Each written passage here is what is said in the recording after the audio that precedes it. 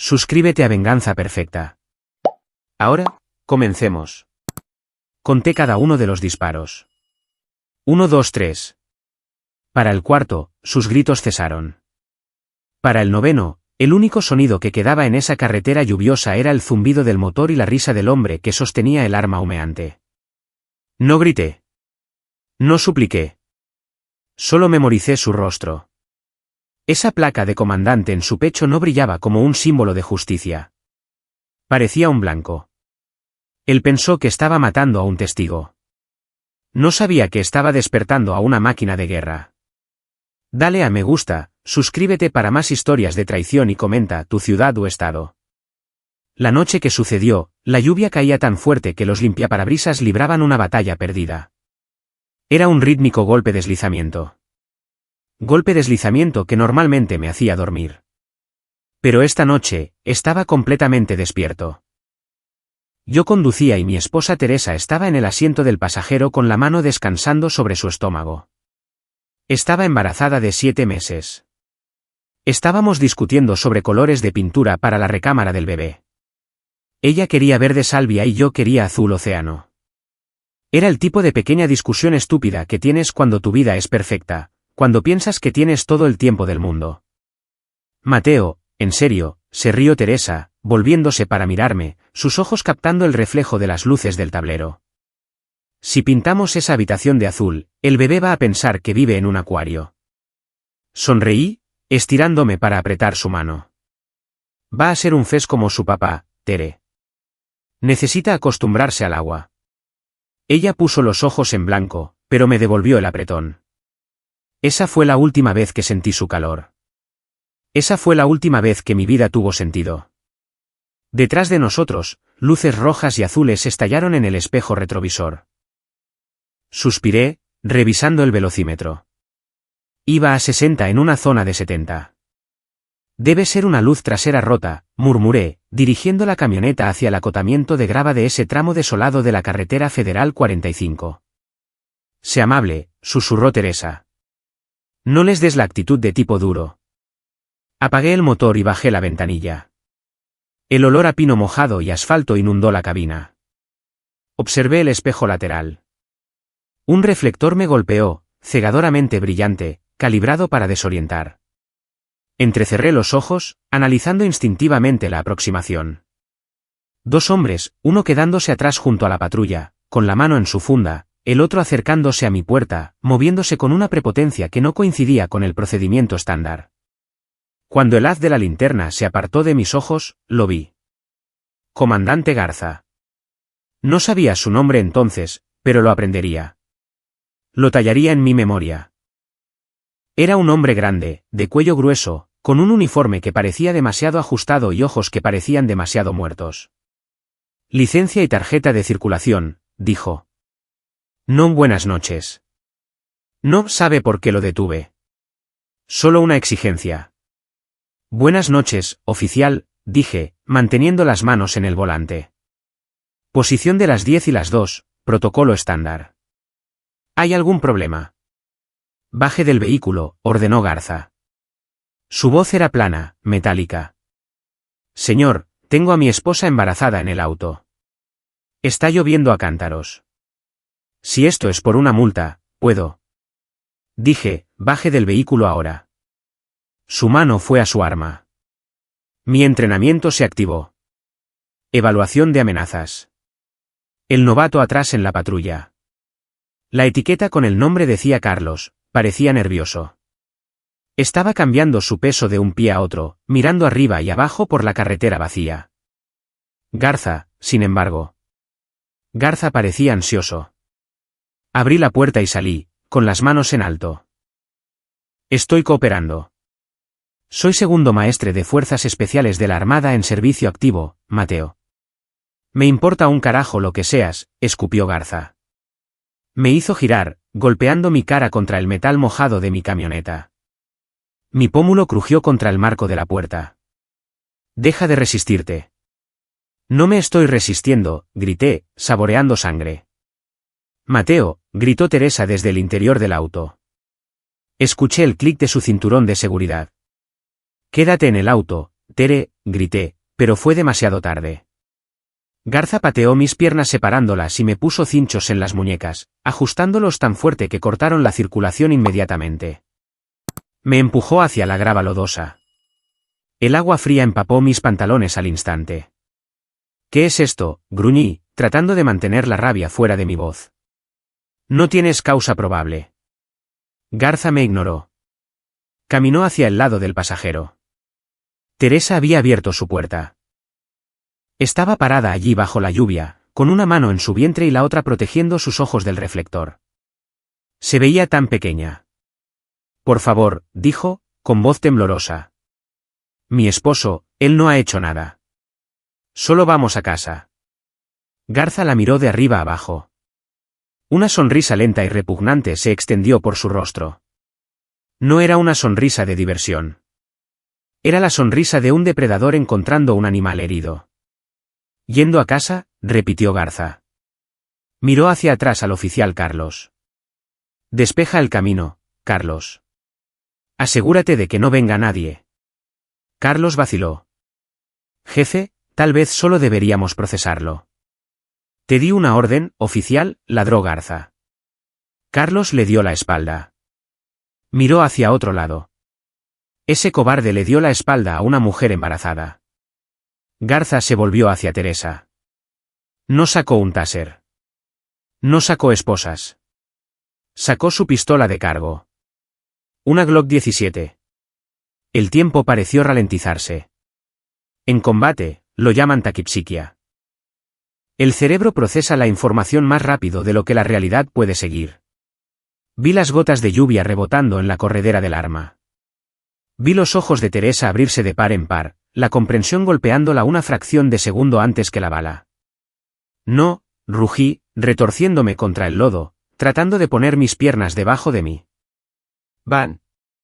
El primer disparo le dio en el hombro. Ella giró, chocando contra el costado de la camioneta. Teresa, grité, un sonido que desgarró mi garganta. Garza se acercó. No tenía prisa. Se estaba tomando su tiempo. Van. Van. Dos más. Teresa se deslizó por la puerta, dejando un rastro rojo en la pintura blanca. Se acurrucó alrededor de su estómago, tratando de proteger a nuestro hijo no nacido. Estaba tratando de ser madre incluso mientras moría.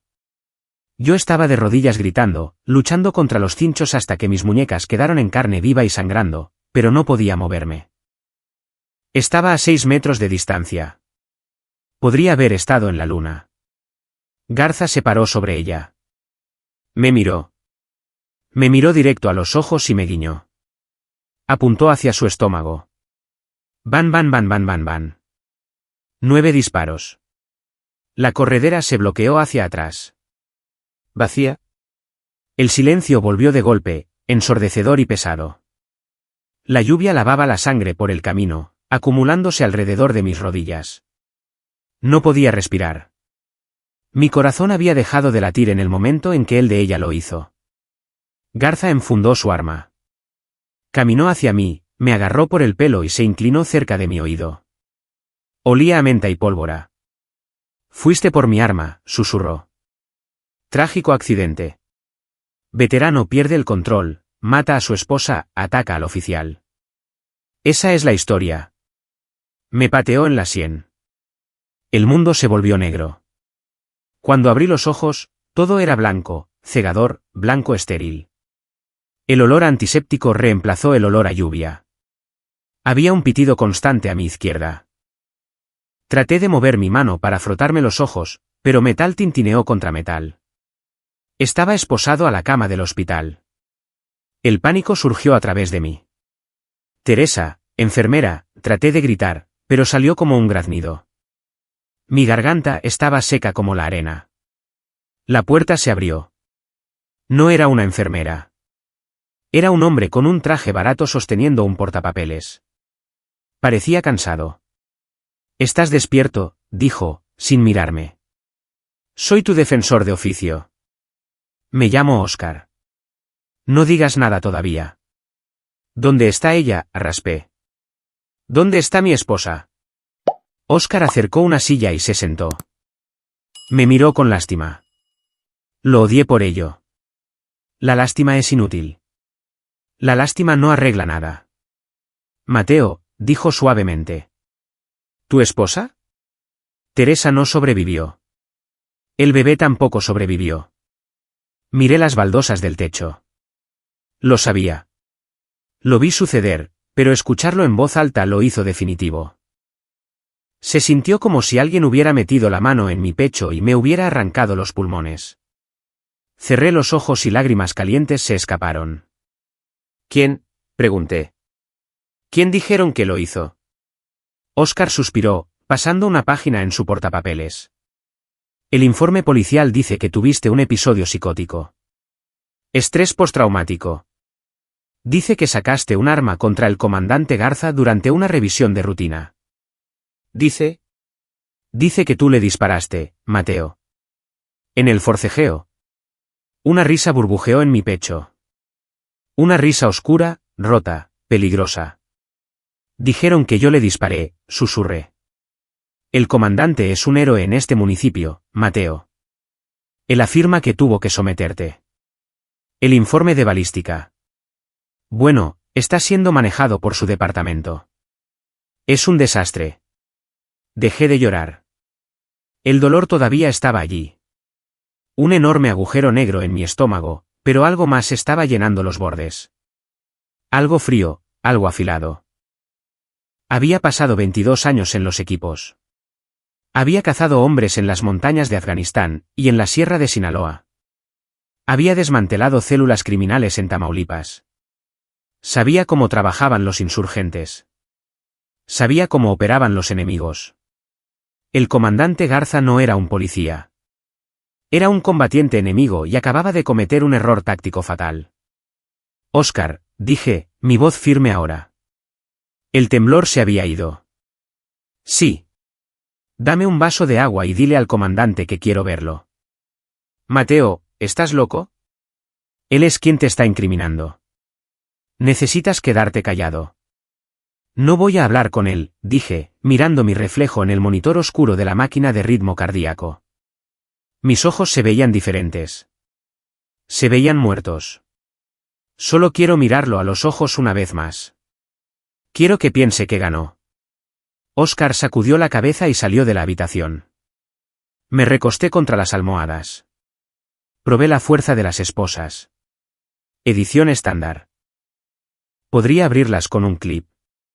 Si tuviera uno. Miré la aguja intravenosa en mi brazo. Eso funcionaría, pero aún no. Si huía ahora, solo sería un fugitivo. Si huía ahora, no podría limpiar el nombre de Teresa. Necesitaba que pensaran que estaba roto. Necesitaba que pensaran que era solo otro soldado acabado que perdió la cabeza. Porque cuando piensan que estás roto, se vuelven descuidados. Se vuelven arrogantes. Y cuando se vuelven arrogantes, es cuando atacas. La puerta se abrió de nuevo. No era Óscar. Era el comandante Garza. Llevaba un uniforme limpio. Se veía impecable. Sostenía una taza de café en una mano y sonreía con esa misma sonrisa repugnante. Noche dura, héroe, dijo Garza, cerrando la puerta detrás de él. No parpadeé. Tú la mataste. Yo hice cumplir la ley, dijo Garza, acercándose a la cama. ¿Y tú? Tú vas a pasar el resto de tu vida en un agujero, preguntándote por qué no pudiste salvarla.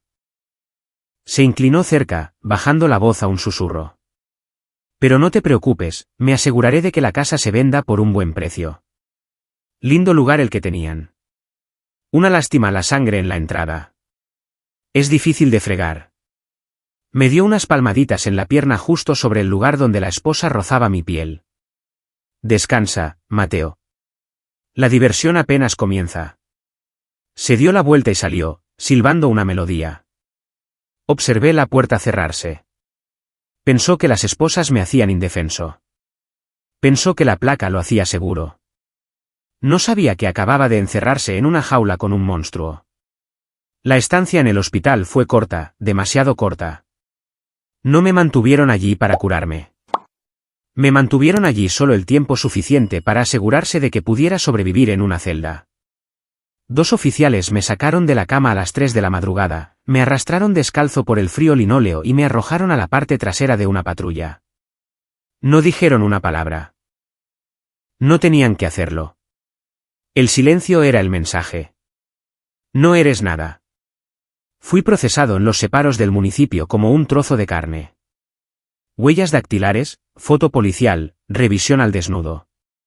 Me paré allí desnudo y temblando bajo el zumbido fluorescente mientras un guardia con ojos muertos me lanzaba un uniforme naranja que olía a humedad y sudor rancio. Me lo puse. Era 3 tallas demasiado pequeño. Celda 4, gruñó el guardia, empujándome por el pasillo. Caminé con la cabeza baja, pero mis ojos escaneaban todo. Es instinto. Pasas 22 años en los equipos, no lo apagas. Conté las cámaras, 4 en el área de registro. Punto ciego cerca del bebedero. Noté el mecanismo de bloqueo en las puertas. Cerraduras magnéticas electrónicas probablemente controladas por un servidor central en la oficina del comandante de guardia. Miré a los oficiales, blandos, arrogantes, confiados. No tenían disciplina. Eran descuidados porque eran intocables. De una manera extraña, eso me dio esperanza.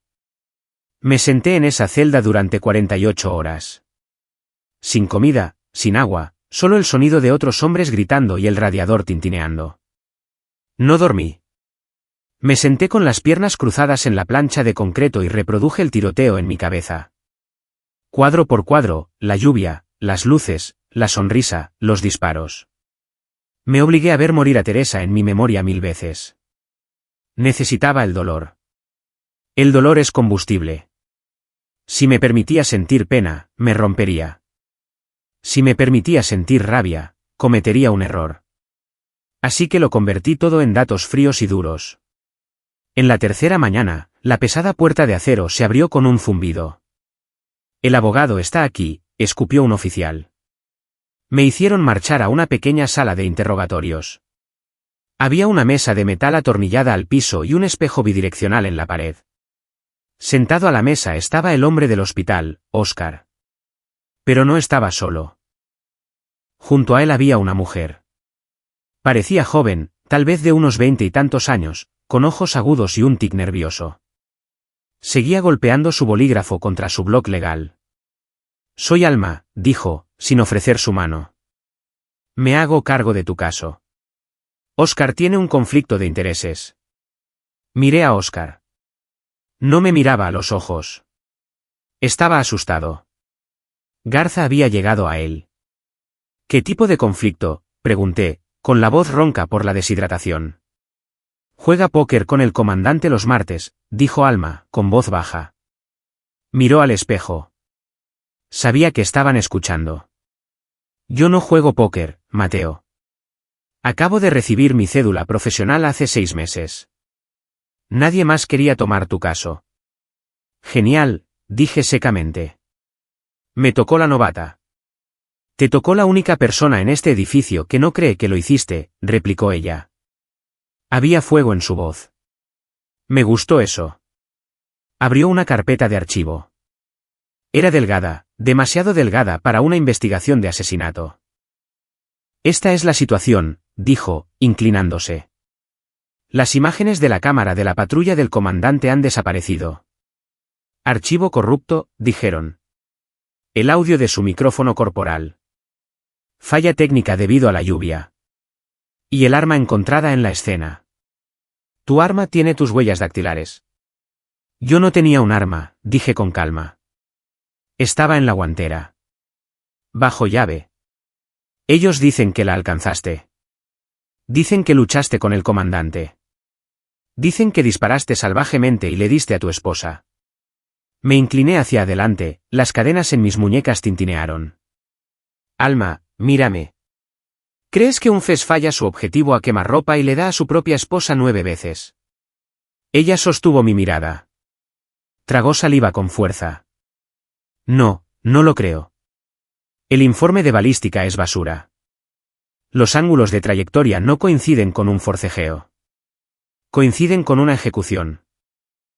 Bajó la voz a un susurro, cubriéndose la boca con la mano para que las cámaras no pudieran leer sus labios. Pero no importa. Mateo, el juez es primo de Garza. El forense es su cuñado. Este es un sistema ilegal. Es un negocio familiar. Entonces, ¿cuál es la jugada?, pregunté. Hicieron una oferta, dijo. Parecía enferma. Homicidio culposo. Te declaras culpable. 10 años. Saldrás en 5 con buena conducta. ¿Declararme culpable de matar a mi esposa?, pregunté, la temperatura en la habitación bajando 10 grados. Prefiero morir. Si vas a juicio, buscarán la pena máxima. Mateo, fabricarán lo que necesiten para. La puerta se abrió de golpe. No era un guardia. Era un agente ministerial que no había visto antes. Arrojó un trozo de papel sobre la mesa. Es libre de irse, dijo el agente, pareciendo aburrido. Alma parpadeó. ¿Qué? La fiscalía retiró los cargos, dijo, limpiándose los dientes. Evidencia insuficiente para proceder en este momento. Error de procedimiento con la cadena de custodia del arma. Alma me miró, la confusión escrita en todo su rostro. ¿Eso? Eso no tiene sentido. Te tenían atrapado. ¿Por qué lo dejarían caer? Yo sabía por qué. Me levanté lentamente. Porque un juicio trae atención, dije. Un juicio trae reporteros de la capital. Un juicio trae a la Fiscalía General si se prolonga demasiado. No quieren un juicio. El agente sonrió con suficiencia. No lo pienses demasiado, amigo. Solo toma tus cosas y lárgate de mi municipio. Me procesaron la salida en 10 minutos. Me dieron una bolsa de plástico con mi cartera, mis llaves y mi teléfono. Mi ropa todavía estaba manchada de lodo y sangre. Me la puse de todos modos. Sentí la rigidez de la sangre seca en mi camisa contra mi piel. Era un recordatorio. Alma me acompañó a la entrada. Mateo, esto es una trampa, susurró. Te soltaron para poder manejar esto extraoficialmente. Si te quedas aquí, vas a tener un accidente. Lo sé, dije. Tengo un primo en Jalisco, dijo, rebuscando en su bolso. Tiene un rancho. Podrías ir allí, pasar desapercibido. La miré. Era una buena chica. Estaba tratando de salvarme, pero no entendía lo que yo era. Ya no era una víctima. Ve a casa, Alma, dije suavemente. Cierra tus puertas. Olvida que me conociste. Empujé las puertas dobles y caminé hacia la salida. El elevador sonó. Las puertas se abrieron. El comandante Garza estaba allí de pie. Estaba solo. Salió, bloqueando mi camino. Parecía enorme en ese uniforme, tapando la luz de las ventanas. Olía a café y arrogancia. Eres un hombre con suerte, Mateo, dijo. Me detuve a medio metro de él. No apreté los puños. No lo fulminé con la mirada. Solo miré su garganta. Visualicé la arteria carótida. Visualicé cuánta presión tomaría colapsar su tráquea. 1.5 kilos de presión. Un segundo. La suerte no tuvo nada que ver con eso, dije. Garza se rió entre dientes. Se inclinó, invadiendo mi espacio personal. ¿Crees que eres listo? ¿Crees que tuviste un golpe de suerte? Sacudió la cabeza. Te dejé salir porque quiero que corras. Disfruto la caza. Es aburrido cuando simplemente se rinden. Tocó su placa. Tienes hasta el atardecer para cruzar los límites del municipio. Si te veo después del anochecer, bueno, tenemos muchos cruces de ganado por aquí. La gente los golpea todo el tiempo. Los autos chocan. Los tanques de gasolina explotan. Ocurren tragedias. Lo miré directo a los ojos. Tiene razón, comandante, dije. Ocurren tragedias. Pasé junto a él. No miré atrás. Salí al cegador sol de la tarde. El aire era fresco, pero sabía a ceniza. Caminé hasta el corralón al lado para buscar mi camioneta. Todavía estaba allí. La ventana estaba rota. El asiento del pasajero. No pude mirar el asiento del pasajero. Arranqué el plástico que habían puesto sobre la ventana y me subí. Me senté allí por un momento, agarrando el volante hasta que mis nudillos se pusieron blancos.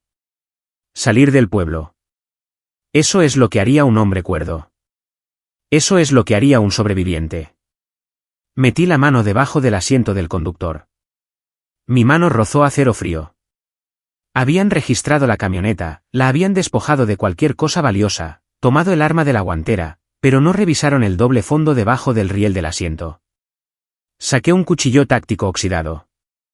No era mucho, pero era un comienzo. No me iba del pueblo. Iba a casa.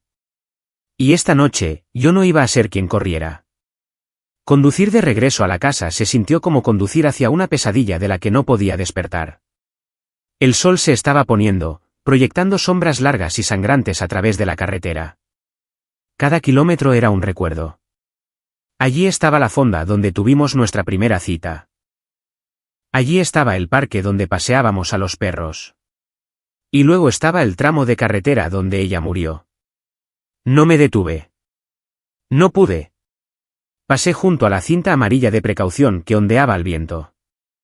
Una cinta enfermiza marcando el fin de mi mundo. Cuando entré en la cochera, la casa se veía exactamente igual. La luz del porche estaba encendida. Teresa siempre la dejaba encendida para mí, pero el silencio era ensordecedor. Ningún perro ladrando, ninguna música sonando, solo la mirada hueca y vacía de las ventanas oscuras. Salí de la camioneta y mi bota crujió sobre algo seco. Miré hacia abajo. Era una mancha oscura en el concreto. La lluvia no lo había lavado todo. Caí de rodillas. No pude evitarlo. Mis piernas simplemente cedieron. Toqué el concreto frío, mis dedos trazando la mancha oscura. Lo siento, susurré, mi voz quebrándose. Lo siento mucho, Tere. Durante 5 minutos, fui solo un hombre. Un esposo roto sollozando en su entrada.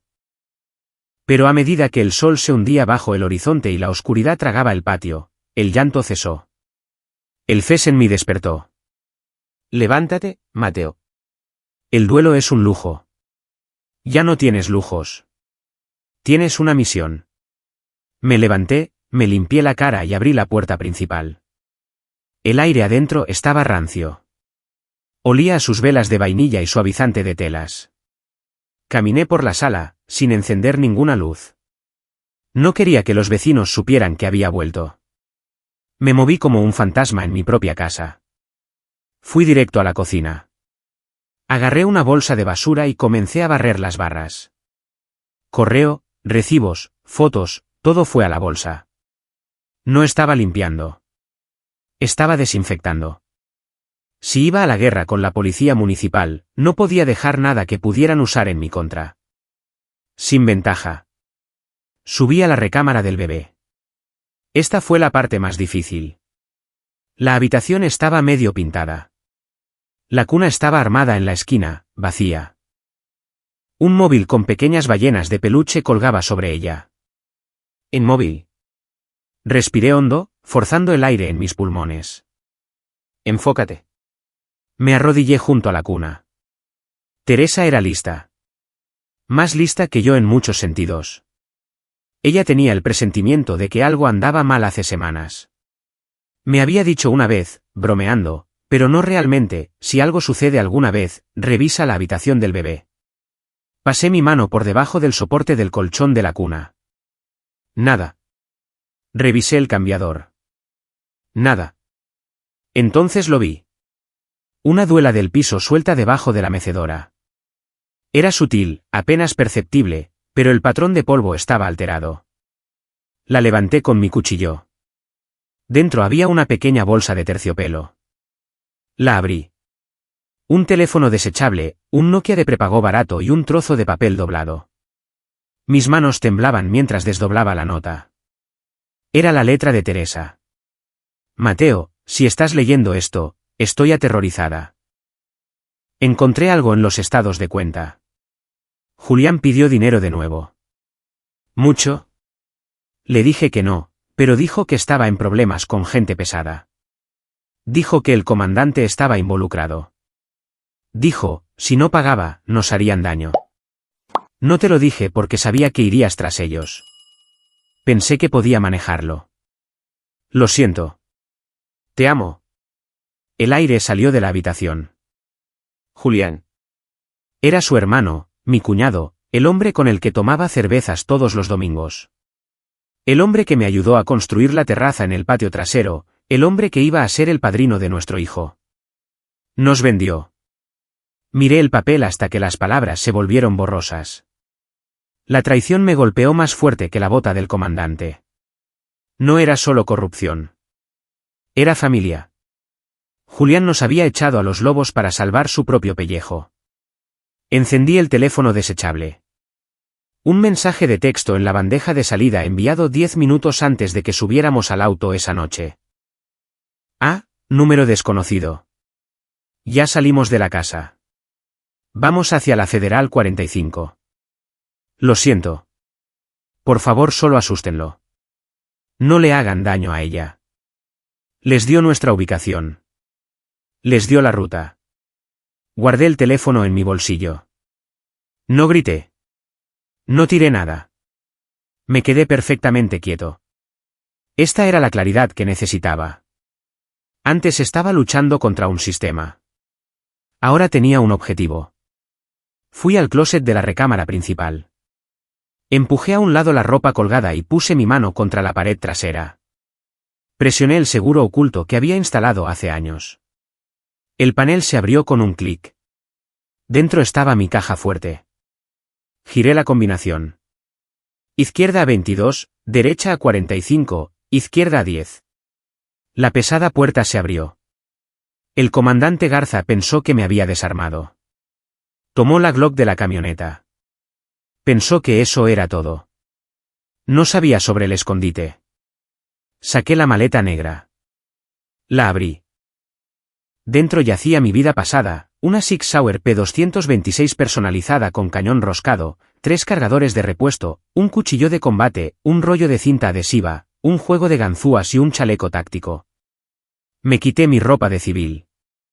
Me puse pantalones cargo negros, una playera térmica negra y botas pesadas. Me ajusté la funda al muslo. Revisé el mecanismo de la SIG. Chac chac. Suave. Me miré en el espejo.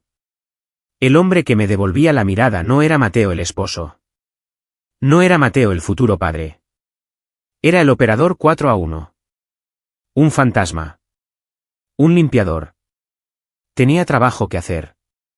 Pero no podía ir directo por Garza. Garza era el rey. No atacas al rey mientras los muros del castillo siguen en pie. Primero eliminas a los peones.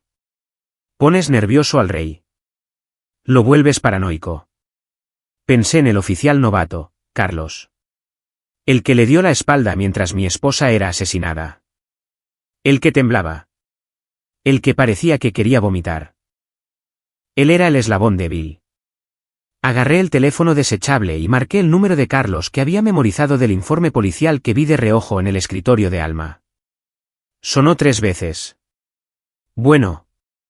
Una voz temblorosa respondió. No dije nada. Solo sostuve el teléfono hacia el móvil en la recámara del bebé. Giré las pequeñas ballenas. Hicieron un suave sonido de canción de cuna centelleante. Tin, tin, tin. ¿Quién habla? La voz de Carlos se agudizó. ¿Es esto una broma? Detuve el móvil. Ella te manda saludos, Carlos, susurré. Colgué. Agarré la maleta y salí por la puerta trasera. No la cerré con llave. No volvería aquí. Esta casa era una tumba ahora. Me deslicé hacia el monte detrás de mi propiedad. La lluvia había comenzado de nuevo. ¿Bien? La lluvia cubre el sonido. La lluvia borra las huellas. Me moví entre los árboles dirigiéndome hacia el fraccionamiento residencial donde vivían los policías. Sabía dónde vivía Carlos. Sabía dónde vivían todos ellos. Los pueblos chicos son así. Todo el mundo sabe todo. Esta noche, La lección del oficial Carlos estaba a punto de comenzar. Lección 1. Terror. La lluvia era mi aliada. Enmascaraba el sonido de mis botas en el pavimento mientras me movía por el fraccionamiento dormido. Esta era la parte segura del municipio. Jardines cuidados, camionetas del año en las cocheras, carteles de sistemas de seguridad en las jardineras. Era donde vivía la gente que hacía cumplir la ley, pensando que eran intocables en su pequeña fortaleza de placas y hermandad. Me detuve al borde de los árboles, mirando una pequeña casa amarilla. Una patrulla estaba estacionada en la entrada, unidad 402, el auto del oficial Carlos. La casa estaba oscura excepto por la luz azul parpadeante de una tele en la sala. No fui a la puerta principal. Eso es para las visitas. Fui a la trasera. Salté la barda de madera de 2 metros en un movimiento fluido, aterrizando silenciosamente en el pasto mojado. Un perro ladró 2 casas más abajo, pero me congelé, mezclándome con las sombras del cobertizo hasta que se calmó. Me acerqué a la puerta trasera. Cerrada con llave. Cerrojo estándar. Saqué mis ganzúas, una llave de tensión y un rastrillo. Había pasado horas practicando esto en los equipos, abriendo cerraduras en la oscuridad, bajo el agua, bajo fuego. Esta chapa barata de ferretería era un insulto. Clic, giré la perilla lentamente. La puerta gimió, una bisagra necesitando aceite. Sincronicé la apertura con un trueno en lo alto. Estaba adentro. El aire olía a pizza rancia y limpiador de limón. Me moví por la cocina, evitando las duelas chirriantes que había identificado solo mirando la madera deformada. Me deslicé por el pasillo. Lo vi. Carlos estaba dormido en el sofá, todavía con el pantalón del uniforme, una botella de cerveza medio vacía en la mesa de centro. La tele estaba pasando un infomercial en silencio. Su fornitura estaba colgada sobre una silla a 2 metros de distancia. Descuidado, vergonzoso. Podría haber terminado con él allí mismo. Un rápido giro del cuello, una hoja en la garganta. Sería fácil, pero la muerte era demasiado buena para él. Necesitaba que sufriera. Necesitaba que fuera el mensajero. Me moví hacia la silla y tomé su arma de cargo, una Glock 17, el mismo modelo que usaba Garza. Saqué el cargador, expulsé la bala de la recámara y coloqué las balas en una fila ordenada en la mesa de centro. Luego metí la mano en mi bolsillo. Saqué un solo casquillo de 9 milímetros percutido. Lo había encontrado atrapado en el hueco del limpiaparabrisas de mi camioneta. Uno de los 9. Uno de los casquillos que mató a mi esposa. Coloqué el casquillo suavemente sobre su pecho, justo sobre su corazón. Me incliné cerca de su oído. Tic-tac, Carlos, susurré. Se movió, gruñendo en su sueño.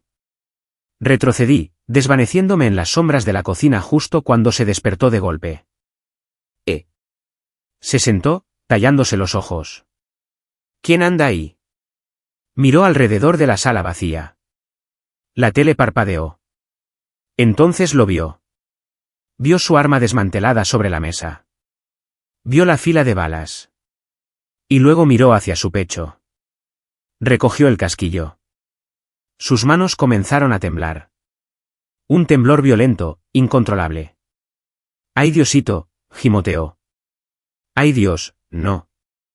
Se apresuró a buscar su celular, dejándolo caer 2 veces antes de marcar. Jefe, conteste, gritó al teléfono. Estuvo aquí. Estuvo en mi casa. Yo estaba afuera para entonces, agachado bajo la ventana abierta, escuchando. Mateo, es Mateo, Carlos estaba hiperventilando. Dejó un casquillo. Jefe. En mi pecho. Pudo haberme quebrado. Una pausa. Garza estaba gritando al otro lado. No sé dónde está, lloró Carlos. Voy a la casa de seguridad. No puedo quedarme aquí. Voy al rancho. ¿El rancho? Lotería. Sí, el del camino viejo, dijo Carlos, limpiándose los mocos de la nariz. El Dominique está ahí, ¿verdad? Voy para allá. Llevo los archivos. No me voy a comer este paquete solo, Garza. Colgó y comenzó a tirar ropa en una maleta. Sonreí en la oscuridad.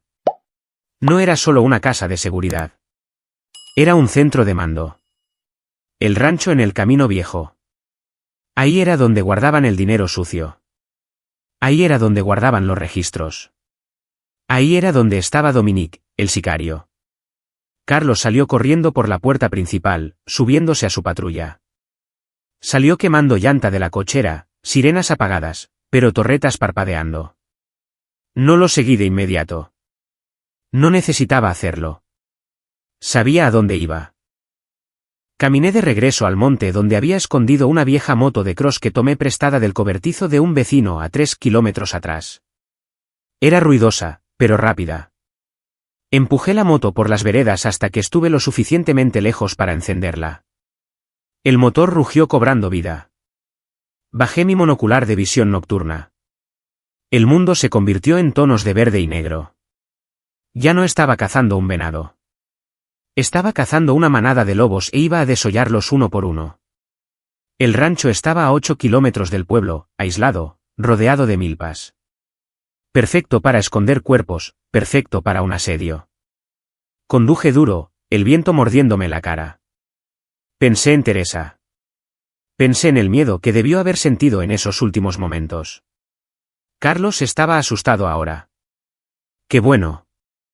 El miedo te apendeja. El miedo te hace correr hacia tus amigos. Y cuando corres hacia tus amigos, llevas al enemigo directo a la guarida. Apagué el motor a 1,5 kilómetros del objetivo. Escondí la moto en un canal de riego y la cubrí con ramas. Me moví el resto del camino a pie. El rancho era un complejo, una casa principal, una bodega grande y bardas altas. Había reflectores en las esquinas. Me acosté pecho tierra entre la hierba alta, escaneando el perímetro con mi mira térmica. Firmas de calor, 2 en el porche, armas largas, uno patrullando la línea de la barda con un perro, y dentro de la casa, movimiento. Vi un auto detenerse, la patrulla de Carlos. Corrió adentro llevando un maletín. Revisé mi equipo, mi cuchillo, mi pistola, mi ira. No iba a tocar a la puerta. Me arrastré hacia adelante, deslizándome por el lodo. El cuidador del perro venía hacia mí. El perro, un pastor alemán, levantó las orejas. Me olió.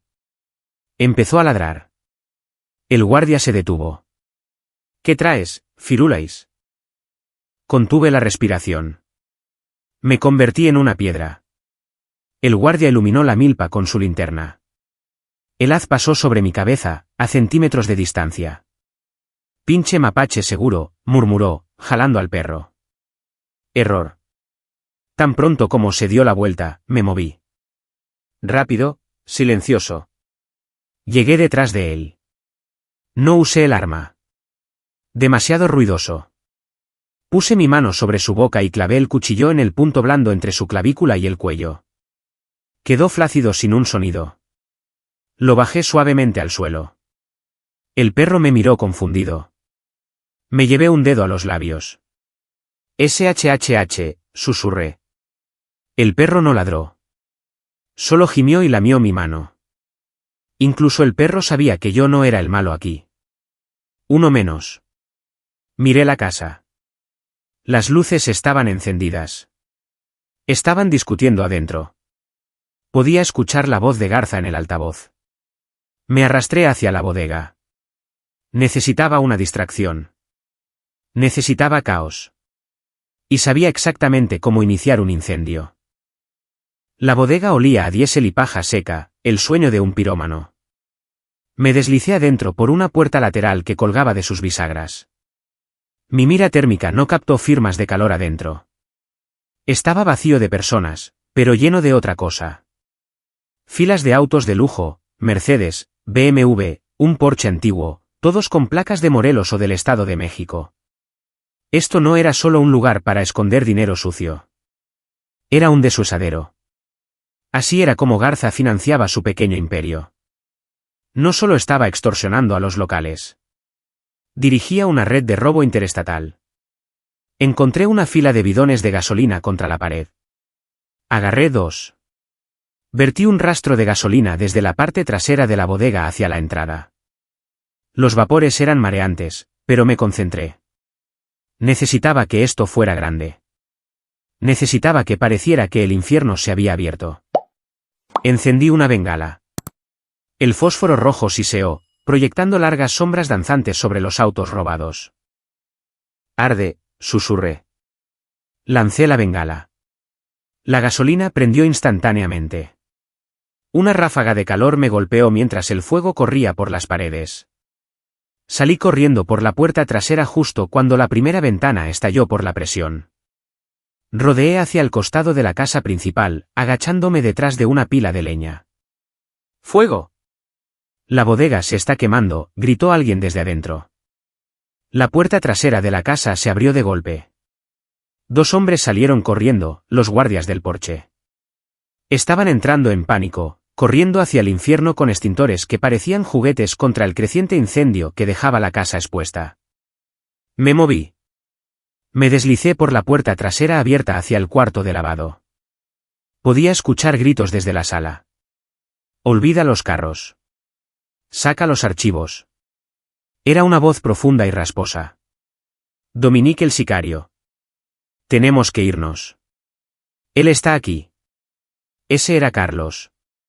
Sonaba como si estuviera llorando. Entré al pasillo. Las duelas crujieron. Dominique se dio la vuelta. Era una montaña de hombre cubierto de tatuajes sosteniendo una escopeta. ¿Quién chingados? No lo dejé terminar. Levanté mi SIG. Fut. 2 disparos. Uno a su hombro derecho, uno a su rodilla derecha. Dominique rugió y soltó la escopeta, colapsando en el suelo. Carlos chilló y retrocedió a trompicones, tropezando con una mesa de centro. Caminó como cangrejo hacia la esquina, sosteniendo su maletín como un escudo. No me mates. Por favor, no me mates, sollozó Carlos. Lo ignoré. Caminé hacia Dominique, quien gemía y trataba de alcanzar una pistola fajada en la cintura con su brazo bueno. Lo pateé en la cara. Su cabeza se echó hacia atrás y se desplomó contra la pared, aturdido pero consciente. Me arrodillé, presionando el cañón de mi supresor contra su frente. La bodega está ardiendo, Dominique, dije con calma. Los bomberos están a 10 minutos.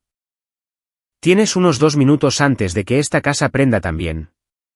Vete a la verga, escupió Dominique, sangre burbujeando en sus labios. He estado allí, dije. Se parece mucho a una carretera bajo la lluvia.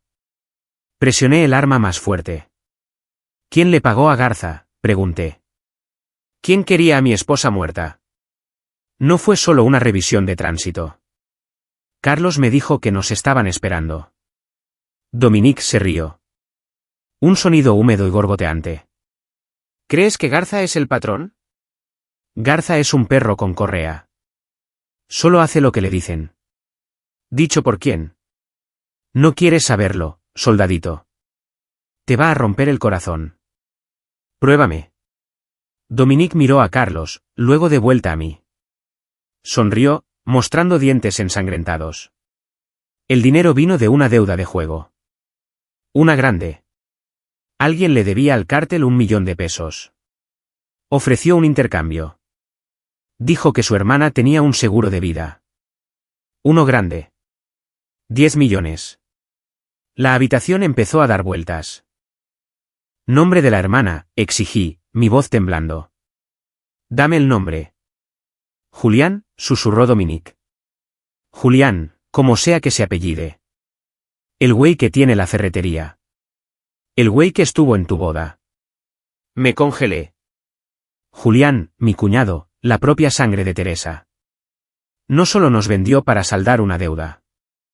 Nos mandó matar por el dinero del seguro. Apostó la vida de su hermana en un juego de póker y perdió. Me puse de pie. La rabia que me llenaba ya no era caliente. Era cero absoluto. Era el tipo de frío que rompe el acero. Estás mintiendo, dije. Revisa el maletín, resopló Dominique, señalando a Carlos con la cabeza. El libro contable está ahí. Página 4. JP deuda saldada. Miré a Carlos. Me aventó el maletín. Tómalo. Solo tómalo y vete. Lo abrí. Fui a la página 4. Allí estaba en tinta negra. Julián Paredes. Deuda $1,000,000 MXN. Pago, liquidación de activos, Teresa de la Cruz. Liquidación de activos. Así llamaron a mi esposa. Un activo. Cerré el maletín. Miré hacia abajo a Dominique.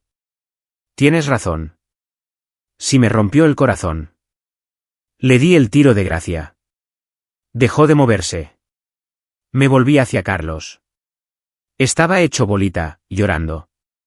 Levántate, dije.